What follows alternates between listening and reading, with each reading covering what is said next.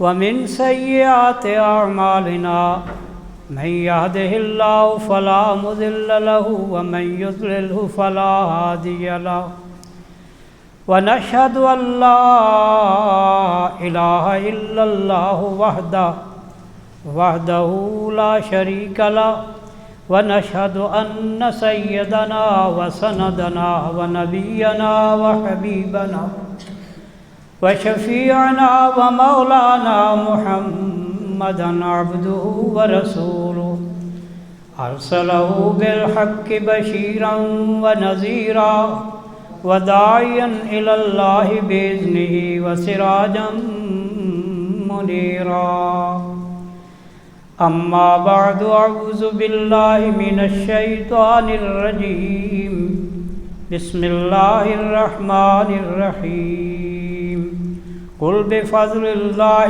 فليفرحوا هو خير مما يجمعون وقال الله تبارك وتعالى في مقام آخر إن هذا القرآن يهدي للتي هي أقوم وقال الله تبارك وتعالى في مقام آخر ألف لام را كتاب أنزلناه إليك لتخرج الناس من الظلمات إلى النور آمنت بالله صدق الله مولانا العظيم وبلغنا رسوله النبي الكريم ونحن على ذلك لمن الشاهدين والشاكرين والحمد لله رب العالمين يا رب صل وسلم دائما أبدا على حبيبك خير الخلق كلهم گر تمہیں خواہی مسلمان زیستن گر تمہیں خواہی مسلمان زیستن نیست ممکن جز بقرآن زیستن۔ حضرات گرامی، میں آپ کا شکر گزار ہوں کہ آپ نے اس مبارک محفل کے لیے یاد فرمایا۔ میرے محترم بھائی جاوید اقبال صاحب کا حکم ہوا اور میں ویسے پہلے ٹائم ایک جگہ دے چکا تھا، تو انہوں نے مجھے یاد کرایا کہ 29 تو ہماری طے شدہ ہے، جو شاید میں بھول گیا تھا۔ تو میں نے ان ساتھیوں سے پھر معذرت کی اور آپ کے ہاں حاضر ہو گیا۔ اللہ تعالیٰ مجھے حق کہنے کی اور ہم سب کو حق پر عمل کی توفیق عطا فرمائے۔ پہلے تو مبارکباد عرض کرتا ہوں قاری صاحب کو بھی، سامع صاحبان کو بھی اور سامعین صاحبان کو بھی۔ مبارک محفل میں شرکت اللہ قبول فرمائے۔ میرے نہایت قابل احترام بھائیوں، بزرگوں، عزیزوں،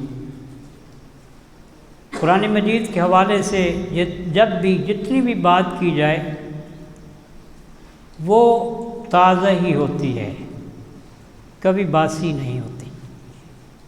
اس لیے کہ اس کتاب کی خصوصیت یہ ہے کہ نبی رحمت صلی اللہ علیہ وسلم نے فرمایا کہ نہ تو اس کے عجائبات ختم ہوتے ہیں اور نہ اس کی تلاوت سے روح تھکتی ہے، اس لیے بار بار پڑھتے ہیں۔ قرآن مجید خود اپنے واقعات کو بار بار دہراتا ہے، تو یہ تو ایک تذکیر ہوتی ہے۔ اور یقیناً یہ بڑا اہم موقع ہے، رمضان الوداع ہو رہا ہے، اختتام رمضان ہے، اور آپ نے بڑے مناسب موقع پہ یہ اہتمام کیا ہے تاکہ رمضان کا پورا پیغام آپ کو ذہن نشین ہو جائے۔ ماشاءاللہ میں یہ دیکھ رہا تھا کہ بھائی جاوید صاحب نے بڑی ہمت کی ہے، اس مرکز کو جدید خطوط پر استوار کر رہے ہیں۔ اللہ تعالیٰ اس کی ظاہری تکمیل بھی فرمائے اور اس سے جو معنوی تکمیل مقصود ہے اللہ تعالیٰ اس میں بھی برکت عطا فرمائے۔ تو یہ اس موقع کی مناسبت سے کوشش کروں گا کہ زیادہ طویل گفتگو نہ کی جائے، مختصر ہی بات آپ کے سامنے رکھی جائے تاکہ آپ باقی وقت کو اپنے اذکار اور تلاوت اور دوسرے معمولات میں صرف کر سکیں۔ جس پہلی آیت کو سورہ یونس کی آیت ہے، اس میں ایک بات ارشاد فرمائی گئی کہ یا ایھا الناس قد جاءتکم موعظۃ من ربکم وشفاء لما فی الصدور، اے لوگو تمہارے پاس آئی ہے تمہارے رب کی طرف سے نصیحت اور شفا سینوں کی، شفا سینوں کی۔ اور آگے جو بات ارشاد فرمائی، کل کہہ دیجئے پیغمبر صلی اللہ علیہ وسلم فَبِذَالِكَ فَلْيَفْرَحُوا، اس پر پس چاہیے کہ تم خوشیاں مناؤ، هُوَ خَيْرٌ مِّمَّا يَجْمَعُونَ، اس سے بہتر ہے جو تم جمع کرتے پھرتے ہو۔ آدمی کیا جمع کرتا ہے؟ مال۔ یہاں تو دوڑی مال کی لگتی ہے۔ یہ انسان کی بہت بڑی کمزوری ہے کہ دنیا کی زیب و زینت پہ مر مٹتا ہے، تھانے کچہری آباد کرتا ہے، زمین کے چپے چپے کے لیے لڑتا ہے اور مقدمات کو باعث فخر سمجھتا ہے، مال کے پیچھے، زر کے پیچھے۔ تو وہ جو جمع کرتا ہے وہ تو جمع ہی رہ جائے گا، جب چلا جائے گا، اور جانا تو ہے۔ آگاہ اپنی موت سے کوئی بشر نہیں، سامان 100 برس کا پل کی خبر نہیں، جانا تو ہے اس۔ کتنے لوگ ہیں جو بڑے منصوبے لے کے آئے، کہاں گئے؟ مٹے نامیوں کے نشاں کیسے کیسے، زمین کھا گئی، آسماں کیسے کیسے۔ یہاں رہنا تو کسی نے نہیں ہے۔ سوچنے کی بات یہ ہے کہ جو چیز یہیں رہ جائے گی، سب ٹھاٹ پڑا رہ جائے گا، جب لاد چلے گا بنجارہ، جب ملک الموت آ جائے گا تو کوٹھی بھی رہ جائے گی، گاڑیاں بھی رہ جائیں گی، عہدے بھی رہ جائیں گے، مال اور اولاد بھی رہ جائے گی، کوئی ساتھ نہیں جائے گا سوائے اپنے عمل کے۔ کبھی کوئی لے کے گیا ہے تو بتا دیں۔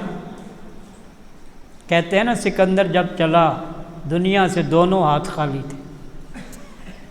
اتنے بڑے حکمران بھی خالی ہاتھ ہی گئے، کچھ بھی ساتھ لے کر نہیں گئے۔ تو جمع اس کو کرتے ہیں جو یہی رہ جائے گا، جمع وہ کرو جو وہاں تک پہنچ جائے، اور وہ یہ اللہ کی کتاب ہے۔ اس کا پڑھنا، اس کا سننا، اس کا سمجھنا، اس پر عمل کرنا، یہی وہ چیز ہے جو ذخیرہ آخرت ہے۔ لیکن کمال اس کا یہ ہے کہ یہ دنیا بھی سنوارتا ہے اور آخرت بھی سنوارتا ہے۔ دنیا کیسے سنورتی ہے؟ سوچیں گے آپ کہ یہ تو واعظ کی کتاب ہے، درس و تدریس کی کتاب ہے، تو دنیا کیسے سنورتی ہے؟ میرے بھائی، دنیا کا کوئی نظام جس کے اندر اخلاقیات نہ ہو، جس کے اندر عدل نہ ہو، وہ نظام ناکام ترین نظام ہوتا ہے۔ وہ کسی قوم کو آگے بڑھنے نہیں دیتا، قومیں تباہ ہو جاتی ہیں۔ اور کوئی معاشرہ مسلم کا ہو یا غیر مسلم کا ہو، اگر عدل غیر مسلم بھی موجود ہوگا تو ان کا معاشرہ قائم رہے گا، لیکن اگر عدل مسلمانوں میں بھی نہیں ہوگا تو ان کا معاشرہ تباہ ہو جائے گا۔ آج ہم دیکھ رہے ہیں جو کچھ آپ کے سامنے ہے، اس سے بڑھ کے تباہی کیا ہو سکتی ہے کہ معیشت برباد ہو گئی، اخلاقیات تباہ ہو گئے، قوم منتشر ہو گئی، گالم گلوچ کے سوا کوئی فلسفہ باقی نہیں رہا، سیاست گندی ہو گئی، بد اخلاق ہو گئی، نئی نسل کو ایک غلط لائن دے دی گئی، اور اس کے نتیجے میں آج ہم ایک ایسے ماحول میں آگے بڑھ رہے ہیں، آگے نہیں بڑھ رہے بلکہ پیچھے جا رہے ہیں، کہ جہاں ہماری اخلاقیات کا جنازہ نکل چکا ہے، ہماری معیشت کا بھٹا بیٹھ گیا ہے۔ وجہ کیا ہے؟ وجہ انصاف کا نہ ہونا ہے۔ اللہ تعالیٰ نے یوں ہی نہیں فرمایا لقد ارسلنا رسلنا بالبینات وانزلنا معهم الکتاب والمیزان لیقوم الناس بالقسط، کہ ہم نے رسولوں کو معجزات دے کر بھیجا اور کتاب دے کر بھیجا اور میزان اتاری، ترازو اتاری۔ ترازو عدل کی نشانی ہے۔ آج تو ترازو لگا ہوتا ہے اور ترازو کی ڈنڈیاں ٹوٹی ہوئی ہوتی ہیں۔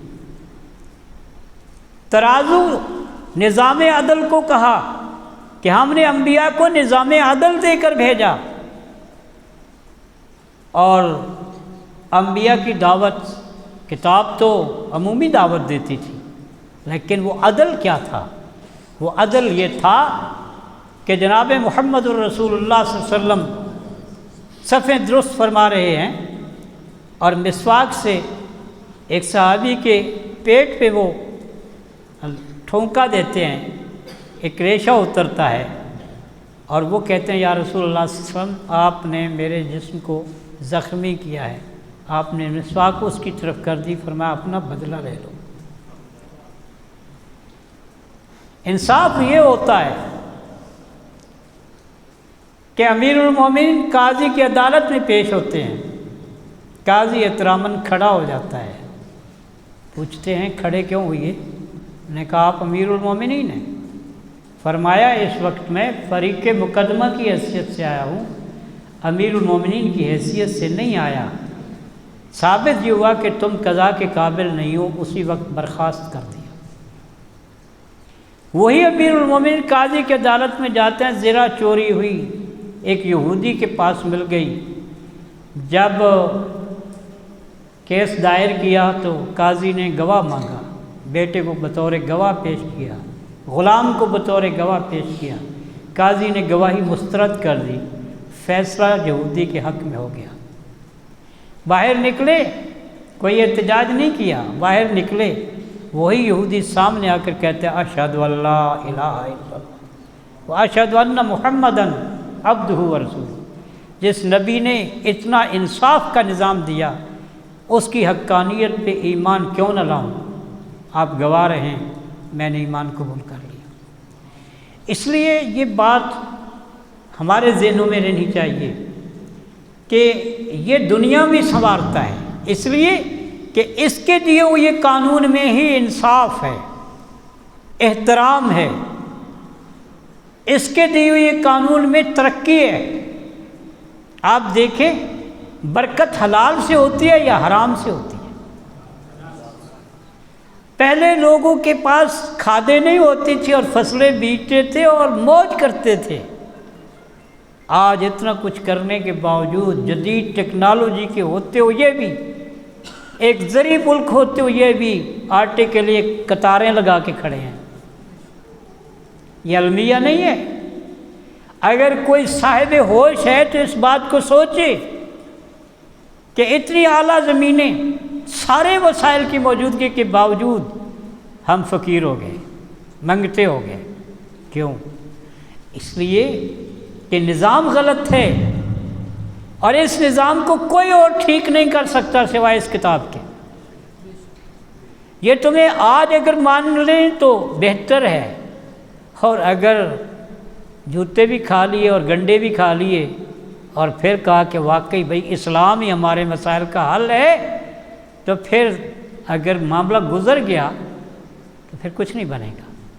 اس لیے میں جو بات عرض کر رہا ہوں کہ یہ ہماری دنیا بھی سنوارتا ہے، اور صرف یہی نہیں، ہر آسمانی کتاب کے بارے میں یہی فلسفہ ہے۔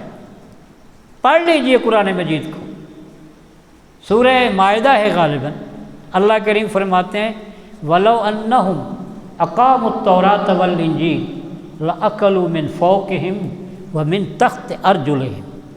اگر اہل کتاب تورات اور انجیل کا نظام قائم کرتے تو روزی آسمانوں سے بھی برستی اور زمین بھی اگلتی۔ کیا اسی قرآن کی برکت تھی کہ جو ایک وقت میں تنگ دستی سے گزر رہے تھے، ایک وقت آیا کہ مدینہ کی گلیوں میں صدا لگانے والا صدا لگاتا ہے کہ لوگوں اپنے وظیفے لے جاؤ، اور لوگوں کو ان وظائف سے کوئی دلچسپی نہیں ہے۔ زکوٰۃ لینے والا نہیں ملتا، کس کی برکت تھی؟ اس نظام کی برکت تھی۔ اس لیے میں یہ دعوے سے کہتا ہوں کہ لوگوں، تمہارے مسائل کا حل کسی کے پاس نہیں ہے سوائے اس کتاب کے۔ اس کے گرد جمع ہوں، اس کو اپنا امام بنائیں، تمہاری دنیا سنور جائے گی، اور آخرت وہ تو بالکل یقینی ہے، وہ تو اللہ کا وعدہ ہے۔ اور وَمَنْ أَصْدَقُ مِنَ اللَّهِ حَدِيثًا، اللہ سے زیادہ سچی بات کس کی ہو سکتی ہے؟ اس نے وعدہ کیا ہے کہ تم اس کتاب پہ چلو، میں تمہیں جنت دوں گا۔ إِنَّ هَذَا الْقُرْآنَ يَهْدِي لِلَّتِي هِيَ أَقْوَمُ، پکی بات ہے یہ قرآن اس راستے کی رہنمائی دیتا ہے جو بالکل صحیح ہے۔ وَيُبَشِّرُ الْمُؤْمِنِينَ، اور ایمان والوں کے لیے بشارت بھی دیتا ہے۔ وہ کون سی بشارت ہے؟ دنیا اور آخرت دونوں کی ہے، لیکن اصل بشارت تو آخرت کی سمجھیں۔ مثال کے طور پہ اس قرآن کے نظام کے لیے اگر دنیا قربان کرنی پڑے تو سبق تو یہی پڑھایا گیا کہ کر دو۔ ان اللہ اشترى من المؤمنین انفسهم واموالهم بان لهم الجنہ، جو لوگ اس نظام کے لیے قربان ہوئی ہے، زندگی تو چلی گئی ان کی دنیا تو ختم ہو گئی، لیکن وہ کیا ٹھہرے؟ کامیاب، ناکام نہیں، کامیاب۔ کچھ لوگ ہوتے ہیں جو مر کر بھی زندہ ہوتے ہیں، اور کچھ وہ ہوتے ہیں جو جی کر بھی مر جاتے ہیں۔ کہتے ہیں نا، کسی نے ٹھیک کہا کہ حق کے راستے میں مرنے والوں نے جینے کو بنا ڈالی ہے نئی دنیا۔ اگر اس راستے میں بلال حبشی تپتی ریت پہ نہ لیٹتے، صہیب رومی ظلم و ستم کا شکار نہ ہوتے، آل یاسر پر قیامت نہ ٹوٹتی، تو آج آپ کو کلمہ اسلام کیسے نصیب ہوتا؟ یہ ان کی محنتوں کا ثمر ہے، یہ ان کی قربانیوں کا ثمر ہے۔ دین آگے بڑھا، دین پھلا پھولا، قربانیاں انہوں نے دی، اور یہ باغ سدا بہار ہو گیا۔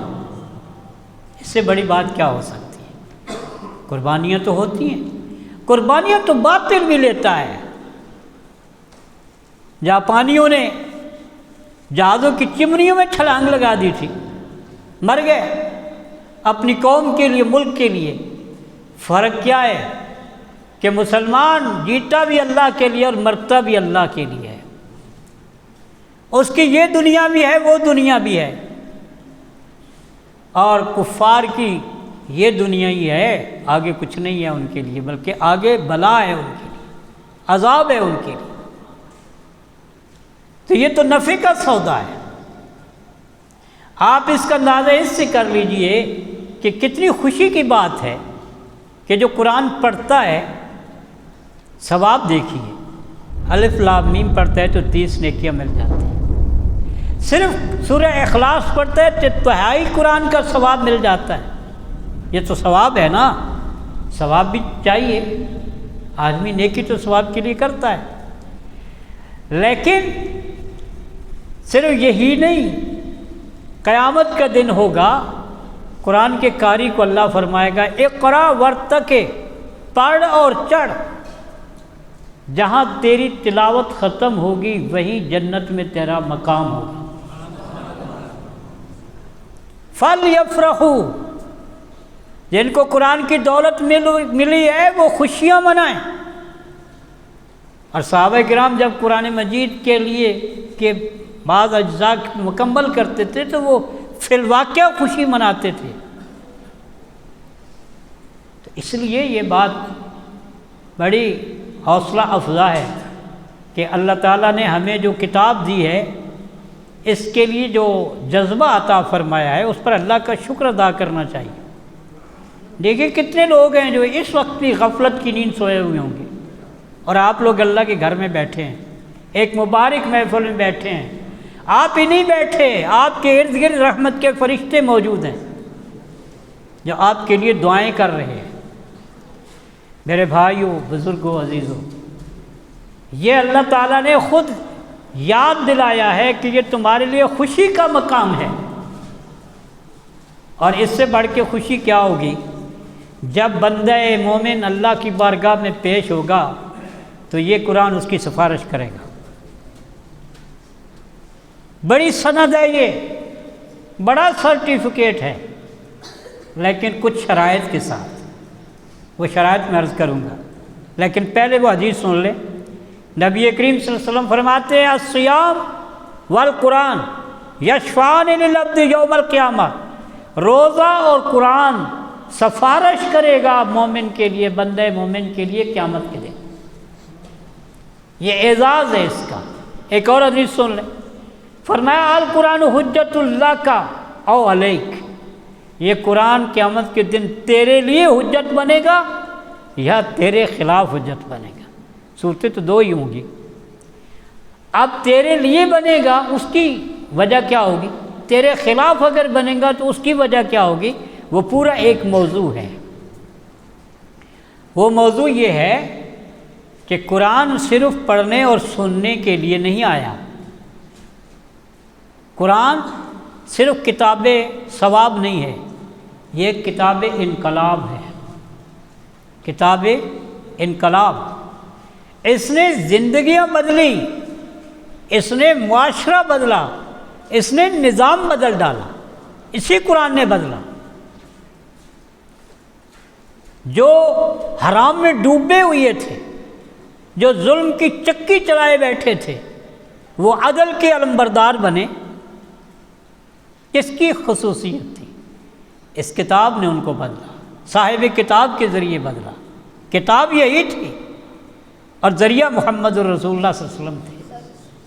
اسی لیے اللہ نے کہا نا میرے حبیب فذکر بالقرآن من یخاف وعید، قرآن کے ذریعے لوگوں کو سمجھائیے جو اپنے انجام سے ڈرتا ہے تو اس کے لیے اس میں نفع ہی نفع ہے۔ اب جس کو انجام کی فکر نہ ہو، جس کو آخرت پہ یقین نہ ہو، تو اس کی تو بات ہی دوسری ہے۔ لیکن ہم تو دعوے دار ہیں کہ ہمارا آخرت پر یقین ہے، تو کیا آخرت پر یقین کرنے والے ایسے ہوتے ہیں جو کاروبار میں دھوکہ، گواہیوں میں جھوٹ، سیاست میں مکر اور حقوق میں پامالی، جن کا وظیفہ زندگی بن جائے، وہ ایسے تو نہیں ہوتے؟ یعنی ایک روزہ ہے نا، روزہ، اس کی بھی اللہ کے حبیب صلی اللہ علیہ وسلم نے ایک روح بتائی ہے۔ فرمایا کہ جس آدمی نے جھوٹ بولنا اور جھوٹ پہ عمل کرنا نہیں چھوڑا، اللہ کو اس کے بھوکا پیاسا رہنے کی کوئی ضرورت نہیں ہے۔ روح بتا دی کہ روزہ مال بھوک پیاس برداشت کرنے کا نام نہیں ہے۔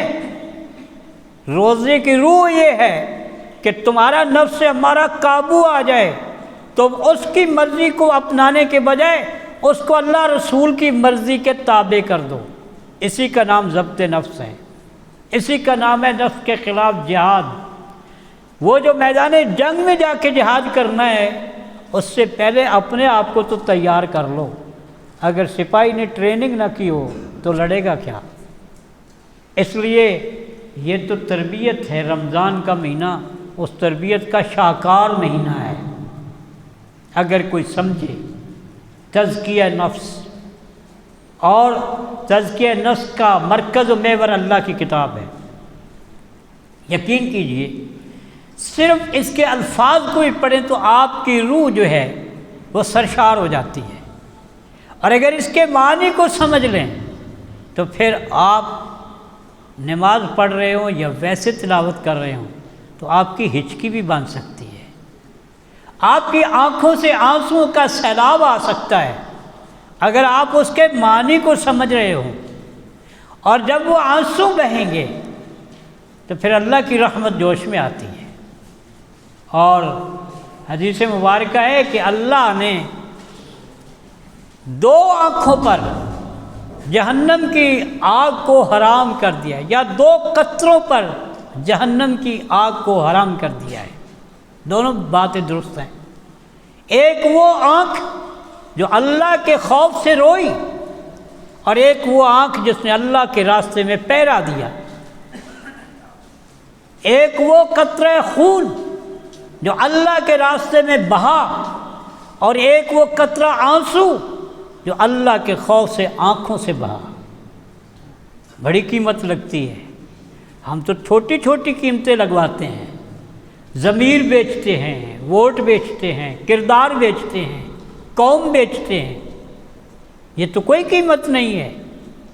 قیمت تو وہ ہے جو کائنات کا رب دے گا، اس کا کوئی بدل نہیں ہے۔ یہ ساری قیمتیں فانی اور عارضی ہیں، ان کے نتائج غلط ہو سکتے ہیں، ان کی تاثیر غلط ہو سکتی ہے۔ آپ IMF سے، ورلڈ بینک سے ڈالر لیتے ہیں، وہ آپ کی آزادی خریدتے ہیں، وہ آپ کا کردار مسخ کرتے ہیں، وہ آپ کے اخلاقیات پہ حملہ آور ہوتے ہیں، کیسے قوانین بنواتے ہیں جن کے ذریعے آپ کا معاشرہ اسلام سے قطعی دور چلا جائے۔ آخر ان کا بھی ایک مشن ہے، وہ شیطان کے اعلی کار ہیں، اس کا ایجنڈا لے کے چل رہے ہیں۔ آپ کا تو دعویٰ ہے کہ ہم اسلام کے علم بردار ہیں، تو پھر آپ کو تو بچنا چاہیے اس سے۔ اس لیے یہ بات سمجھ لیجئے کہ قیمت اس سے لگوائیے جو اس کی قیمت کو جانتا ہے، اور وہ اللہ رب العالمین ہے جس نے ہمیں پیدا کیا۔ کہتے ہیں ایک شخص کو موتی مل گئے، ہیرے، کھیت میں ہل چلاتے ہوئے، وہ کیا کہتے ہیں اس کو، تھیلی، اس کو کھولا تو وہ اس نے سمجھا پتھر ہے، تو اس نے وہ پتھر سمجھ کے اس ہنڈارے کے اندر ڈال کے چڑیاں اڑائیں، کچھ بچ گئے لے کے کہ بڑے خوبصورت لگتے ہیں، گھر چلا گیا۔ راستے میں جوہری کی دکان تھی، اس نے دیکھا، اس نے آواز دی، بھائی ادھر آؤ، یہ کیا لیے پھرتے ہو، بیچنا ہے؟ تو اس نے کہا مذاق کیوں کرتے ہو، پتھر بھی کوئی بیچا کرتا ہے؟ اس نے کہا ہاں پتھر ہی لے لیتے ہیں، آپ آئیں تو صحیح، بات تو کریں۔ تو وہ دور ٹھگی کا دور بھی نہیں تھا کہ آپ تو داؤ لگاتا ہے ہر کوئی۔ اس نے اس سے وہ لے لیے، اور جب اس کی قیمت ادا کی تو اس کی آنکھیں کھلی کی کھلی رہ گئی۔ وہ لے تو گیا، گھر پہنچ کے تو پھر اس کو دورہ پڑ گیا کہ میں نے کیا کیا، ان چند پتھروں پہ مجھے اتنی دولت ملی کہ میری نسلوں کو کافی ہے، اگر وہ سارے میں بیچتا تو کہاں تک بات پہنچتی۔ تو کہتے ہیں نا کہ جوہر ہی پہچانتا ہے کہ جواہر کیا ہے، عام آدمی کو کیا پتہ ہے۔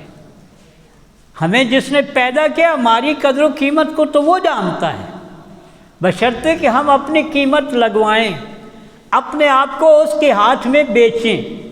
ہم لوگوں کے ہاتھ میں اپنے آپ کو بیچتے ہیں، جبکہ اللہ کے ہاتھ میں بیچنے میں بڑا مزہ ہے۔ آپ نے آیت سن لی، ان اللہ اشترا، اللہ نے خرید لیا، تو ہم بکے نا، تو اللہ کے ہاتھ میں بکے، تو یہ تو نفع کا سودا ہے، دنیا اور آخرت دونوں کے لیے۔ اس لیے یہ قرآن مجید یہ ہمارے لیے دنیا میں بھی اور آخرت میں بھی راہبر بھی ہے، سفارشی بھی ہے۔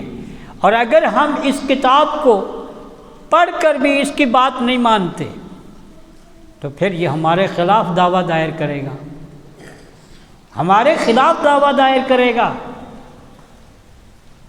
اور صرف یہی نہیں، اس کتاب کو پیش کرنے والا پیغمبر بھی دعویٰ دائر کرے گا۔ وہ کہے گا یا رب ان قوم اتخذوا ھذا القرآن مہجورا، اے میرے رب میری اس قوم نے قرآن کو چھوڑ دیا تھا۔ یہ نہیں کہا کہ انکار کیا تھا، چھوڑنے کا جملہ استعمال ہوا۔ چھوڑی وہ چیز جاتی ہے جو پہلے پکڑی گئی ہو، تبھی چھوڑا جاتا ہے۔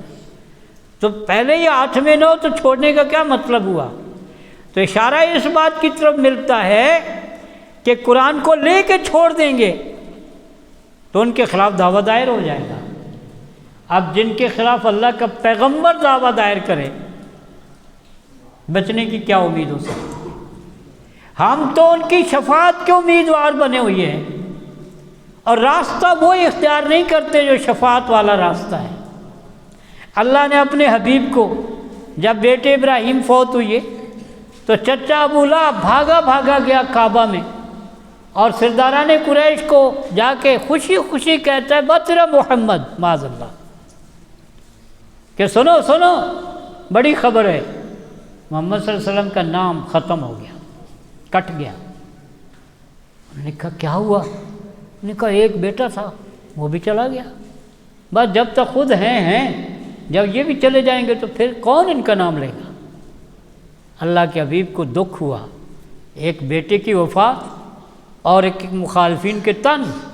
اللہ نے سورہ کوثر نازل کر دی، انا اعطیناک الکوثر۔ اے حبیب صلی اللہ علیہ وسلم، بیٹے، مال، اولاد، یہ کیا چیز ہے؟ ہم نے تو آپ کو خیر کثیر عطا کیا ہے۔ فصل لربک وانحر، تو اللہ کی بارگاہ میں جھک جا، اس کے راستے میں قربانی دے۔ ان شانک هو الابتر، تیرا نام نہیں مٹے گا، تیرے دشمنوں کا نام مٹ جائے گا۔ اور مٹا کہاں ہے ابو جہل کا نام، کہاں ہے ابو لہب کا نام؟ کوئی نسبت لینے کو بھی تیار نہیں ہے۔ اب آپ یہ دیکھیں کہ یہ کوثر ہے، یہ قرآن کیا ہے؟ کوثر ہے۔ آپ کی نبوت کوثر ہے، اور ایک حوض کوثر ہے۔ اس کوثر سے جو اپنے آپ کو سیراب کرے گا وہ کوثر اسے نصیب ہو جائے گی، اور اگر اس کوثر سے بھاگے گا تو پھر وہ کوثر بھی نصیب نہیں ہوگی۔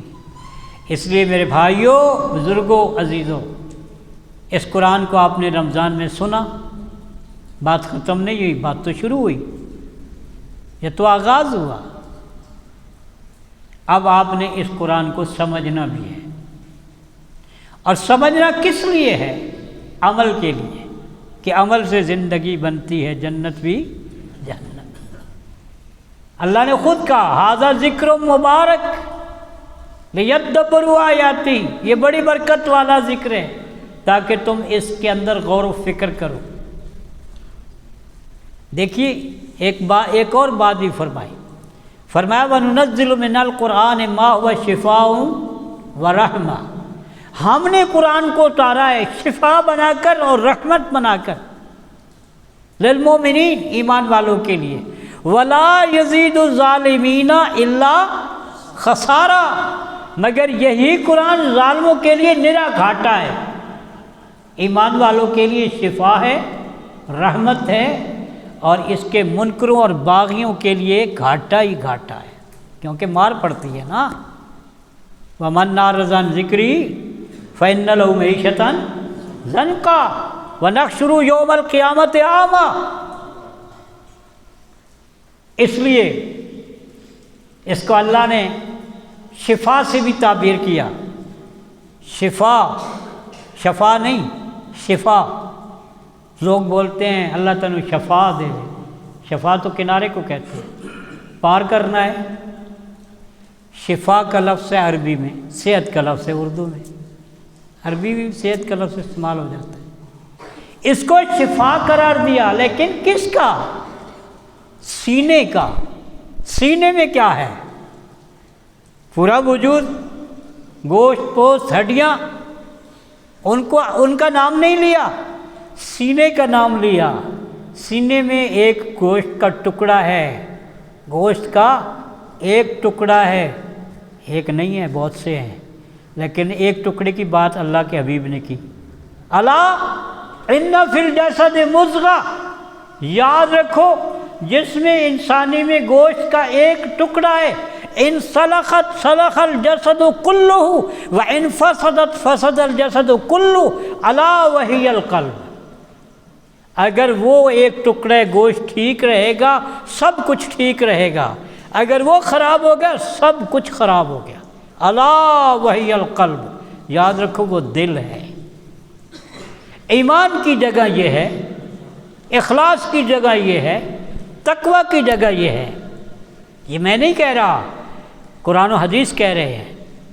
ایمان کی جگہ دل ہے، وہ عقیدہ قابل قبول نہیں ہے جو صرف زبان تک ہو، یقولون بافواہہم ما لیس فی قلوبہم، منافق منہ سے کہتے ہیں لا الہ الا اللہ محمد الرسول اللہ، منافق منہ سے کہتے ہیں نشہد انک لرسول اللہ، منافق منہ سے کہتے ہیں آمنا باللہ و بالیوم الآخر وما ہم بمؤمنین، وہ مومن نہیں ہے۔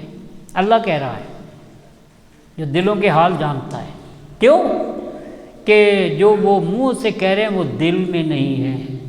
معلوم ہوا کہ ایمان کی جگہ زبان نہیں، زبان اظہار کی جگہ ہے، ایمان کا ڈیرا یہاں ہے دل، یہاں ایمان لاؤ گے، کفر کو نکالو گے، نفاق کو نکالو گے، بات بن جائے گی۔ ایک اخلاص، آپ ایمان لے آئے لیکن دکھاوے کے لیے ساری نیکیاں کرتے ہیں تو بھی معاملہ بگڑ گیا، یہاں فساد واقع ہو گیا۔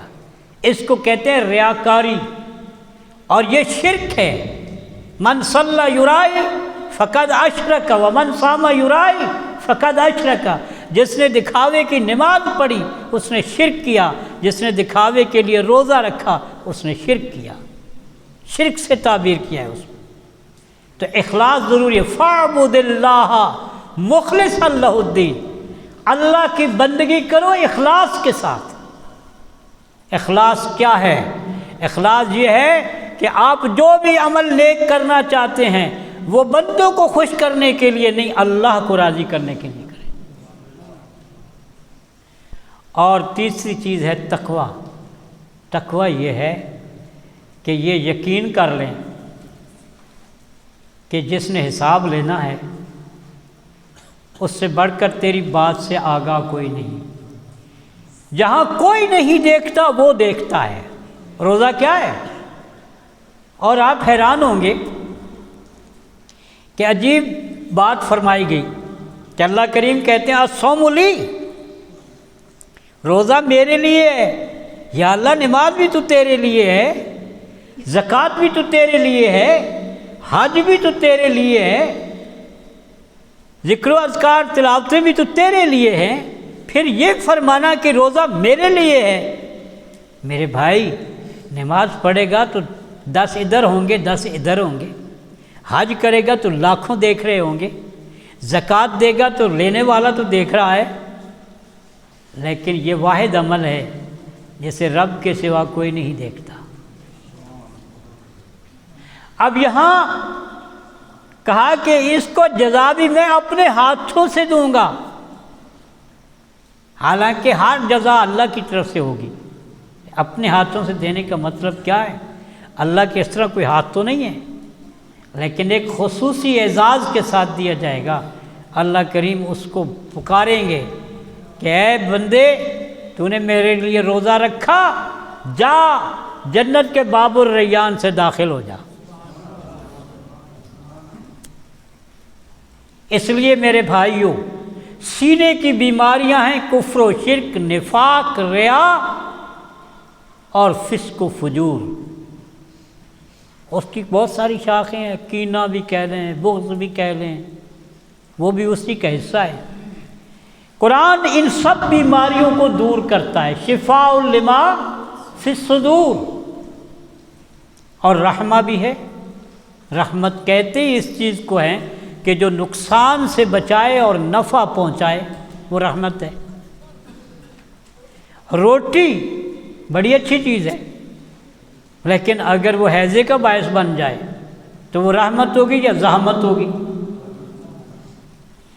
اس لیے نفع پہنچنا جس چیز سے ممکن ہوگا وہی رحمت ہے، اور اسی لیے اللہ نے کہا فَبِذَلِكَ فَلْيَفْرَحُوا هُوَ خَيْرٌ مِّمَّا يَجْمَعُونَ۔ اس لیے قرآن مجید کا جو سبق شروع ہوا ہے، اپنے دل سے عہد کیجئے کہ یہ اب شروع رہے گا، یہ چلتا رہے گا۔ قرآن سے جڑو گے، قرآن تمہیں دنیا کے اندر عزت اور عظمت عطا کرے گا۔ پیارے نبی صلی اللہ علیہ وسلم نے فرمایا ان اللہ یرفع بہذا الکتاب اقواما ویضع بہ آخرین، اللہ اس قرآن کے ذریعے کئی قوموں کو عزت و عظمت دے گا اور اسی قرآن کی وجہ سے کئی قوموں کو ذلیل و رسوا کر دے گا۔ اگر ہمیں عزت چاہیے، عظمت چاہیے، اور یقیناً ہر آدمی عزت و عظمت چاہتا ہے، تو پھر قرآن کو رہنما بنانا ہوگا۔ قرآن مجید پر ایمان لانے کے بعد 3 حق اس کے پکے ہیں۔ پڑھنے میں بھی بڑا کمال ہے۔ آپ پڑھیں گے، قرآن کا کچھ حصہ آپ کے سینے میں منتقل ہو جائے گا، اور اللہ کے حبیب نے فرمایا کہ جس کے سینے میں قرآن کا کچھ حصہ بھی نہیں ہے وہ اجڑے ہوئے گھر کی طرح ہے۔ تو کہیں ایسا نہ ہو، قرآن کو پڑھتے رہیے، پھر اس کو سمجھتے رہیے۔ صحابہ کرام کہتے ہیں ہم تو جب کوئی آیت نازل ہوتی تھی نا تو پھر جب تک عمل نہیں کر لیتے تھے قرار نہیں آتا تھا۔ شراب کی حرمت آئی، مٹکے ٹوٹ گئے۔ ایسے عامل بالقرآن تھے، صرف نعرے نہیں لگاتے تھے۔ حضرت امام حسن رضی اللہ تعالیٰ عنہ تشریف فرما تھے، لونڈی سالن لے کر آئی، برتن ہاتھ سے چھوٹ گیا، کپڑوں پہ گر گیا، غصے سے دیکھا تو اس نے قرآن کی آیت پڑھی، والکاظمین الغیظ۔ آپ نے سر جھکا لیا، وہ نگاہ جو غصے والے تھی اس کو پھیر لیا۔ لونڈی نے آگے پڑھا، والعافین عن الناس، کہا چاہ معاف کر دیا۔ لونڈی ٹلی نہیں، وہ بھی کمال کی تھی، کہتی ہے واللہ یحب المحسنین، کہا جل تجھے آزاد کر دیا۔ یہ قرآن پہ عمل تھا ان لوگوں کا، اور اس کے نتیجے میں اللہ تعالیٰ نے ان کو دنیا کی سپر پاور کہلانے والوں کو ان کے ہاتھوں ذلیل کروا دیا۔ ریزہ ریزہ ہو گئے کیسر و کسریٰ، کن کے ہاتھوں؟ جن کے پاس وسائل بھی پورے نہیں تھے، جن کی فوج بھی ادھوری تھی، اور جن کو لوگ مذاق کرتے تھے۔ وہ ایک صحابی گئے کسریٰ ایران کے دربار میں، تو اس نے مذاق اڑایا، کہا تم تو بھوکے ننگے لوگ ہو، کھانے کے لیے ہمارے پاس آ جاتے ہو، اور آج تم تلواریں لے کے ہمارے پیچھے پڑ گئے ہو، کچھ ہوش کے ناخن لو، ہم تمہیں بہت برداشت کر رہے ہیں، آرام سے جاؤ واپس۔ انہوں نے کہا ہم تو ایک پیغام لے کے آئے ہیں، ہم تو ایک مشن کے علمبردار ہیں، اللہ نے ہمارے اندر ایک رسول بھیجا ہے، اور وہ پیغمبر کیا کرتا ہے؟ اخراج العباد من عبادت العباد الی عبادت اللہ۔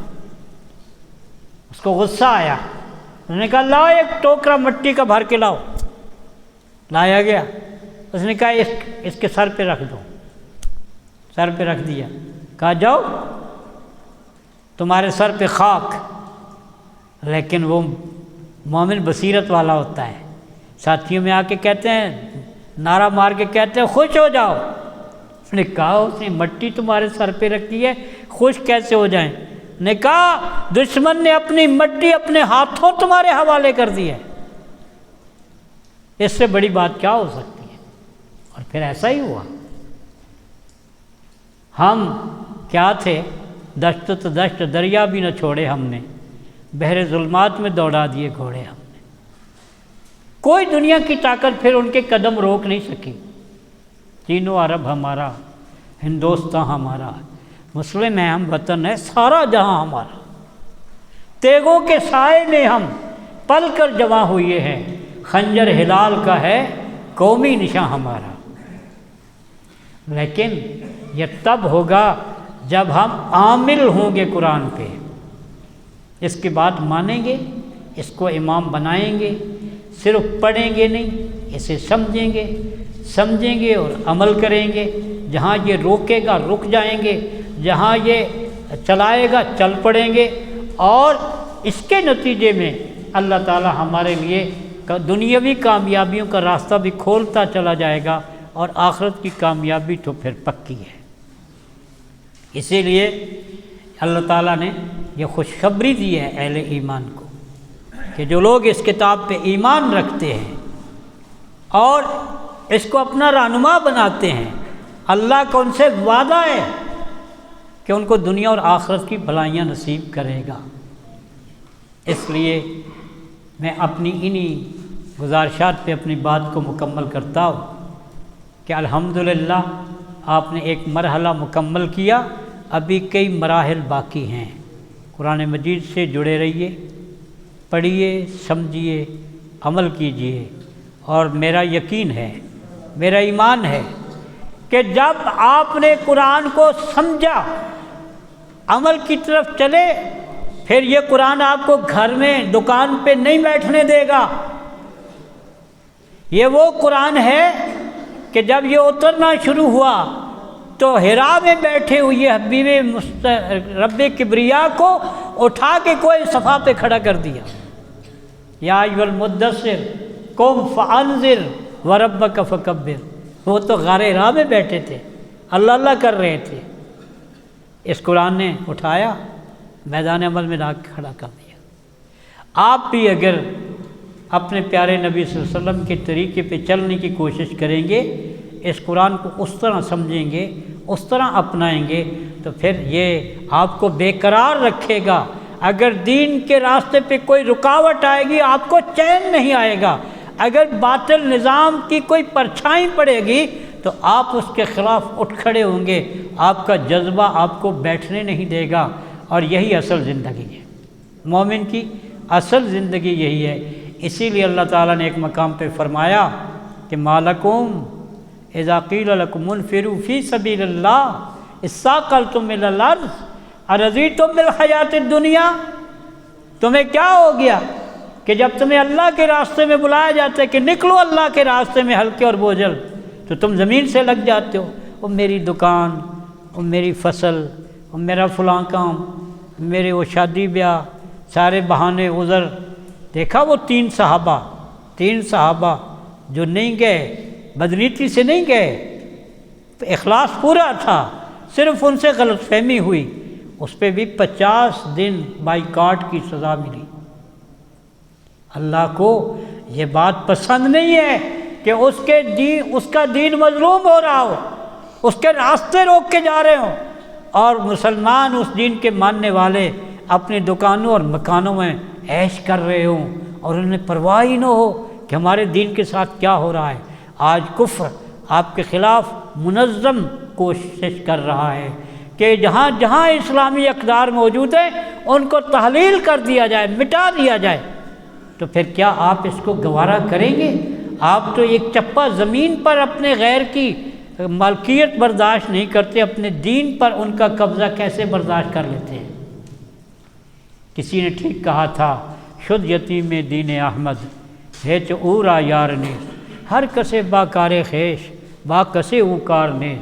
رسول اللہ صلی اللہ علیہ وسلم کا دین تو یتیم پھرتا ہے، کسی کو اس کی فکر نہیں ہے، ہر کسی کو مکان کی فکر ہے، دکان کی فکر ہے، زمین کی فکر ہے، نوکری کی فکر ہے، نوکری سے برخاست کیا جائے عدالت پہنچتا ہے، مقدمے لڑتا ہے۔ اسلام کا مقدمہ لڑنے کے لیے اس کے پاس نہ پیسہ ہے، نہ وقت ہے، اور نہ صلاحیت ہے۔ تو اس سے زیادہ المیہ کیا ہو سکتا ہے؟ ہماری آج ذلت اور پستی کا سبب یہی ہے کہ ہم نے قرآن کو مانا تو ہے، قرآن پہ عمل نہیں کیا، قرآن کے پیغام کو اپنایا نہیں ہے۔ اور یہی پیغام ہے آج کی اس گفتگو کا کہ آئیے قرآن سے جڑ کر قرآن کے سائے میں چلیں اور نظام کو بدلنے کی کوشش کریں، اجتماعی طور پہ، انفرادی طور پہ نہیں، اجتماعی طور پہ کوشش کریں۔ اگر آپ کریں گے تو والذین جاہدوا فینا لنہدینہم سبلنا، جو ہمارے راستے میں جہاد کریں گے، کوشش کریں گے، ہم راستے کھولتے چلے جائیں گے۔ اور وَأَنْتُمُ الْأَعْلَوْنَ إِن كُنتُم مُؤْمِنِينَ، صحیح ایمانی جذبے کے ساتھ نکلو گے تو کامیابی تمہارے قدم چومے گی۔ یہ بات پورے یقین سے کہی جا سکتی ہے کہ اگر ہم اس بات کو شعوری طور پہ سمجھ لیں اور قبول کر لیں تو کل ہی دنیا کے اندر اسلامی انقلاب برپا ہو سکتا ہے۔ قرآن کا لایا ہوا انقلاب کل ہی آ سکتا ہے۔ کل سے مراد مستقبل اسلام کا ہے۔ اگر اسلام کے ماننے والے اس شعور کے ساتھ اٹھے، اس کتاب کے سائے میں اٹھے، اس کو امام بنا کے اٹھے تو دنیا کی کوئی طاقت آپ کا راستہ نہیں روک سکتی، اس لیے کہ اصل طاقت آپ کے ساتھ ہوگی، اور وہ طاقت ہے اللہ کی۔ ہوا مولاکم فنعم المولا ونعم النصیر، اس کے بن کے دکھاؤ، وہ پھر تمہارا بن جائے گا اور پھر تم ساری دنیا کے بن جاؤ گے۔ وآخر دعوانا ان الحمد للہ رب العالمین۔